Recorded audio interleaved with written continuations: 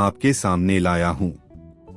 एक ऐसी कहानी जो आपके दिल को छू लेगी। आपको ये सुनने के बाद एक बार ऐसा जरूर लगेगा कि हाँ, एक परिवार का मुखिया ऐसा ही होना चाहिए।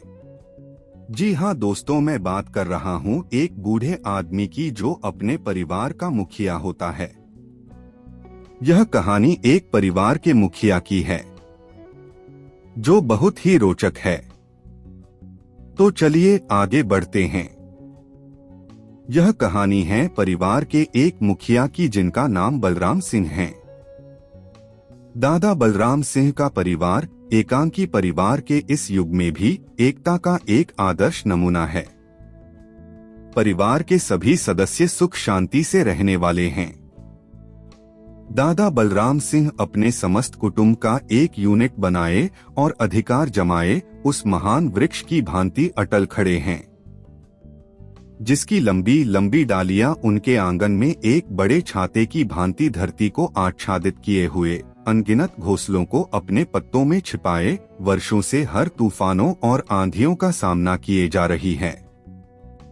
परंतु बलराम सिंह के परिवार में अब अनुशासनहीनता की हलचल हिलोरे लेने लगी है। मानो अब सब कुछ बिखर जाएगा।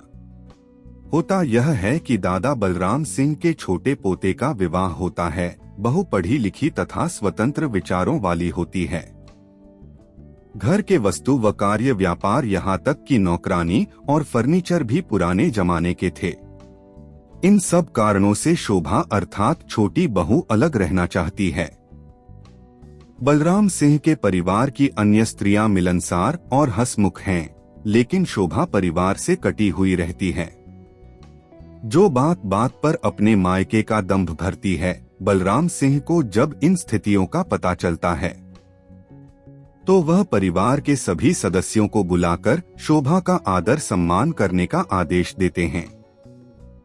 अब शोभा को कोई कुछ नहीं कहता, यहाँ तक कि बड़ी होने के नाते बड़ी भाभी भी शोभा को कुछ नहीं कहती। घर का सारा काम खुद ही करती है।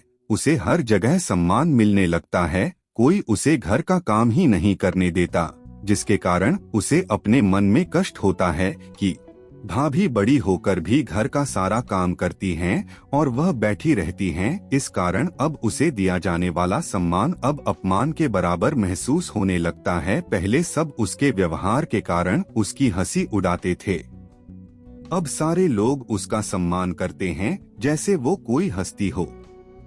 शोभा अब सबसे बात करना चाहती थी, हंसी मजाक व दुख सुख बांटना चाहती थी। उसे इतना मान सम्मान मिल रहा था कि वो परेशान हो गई थी।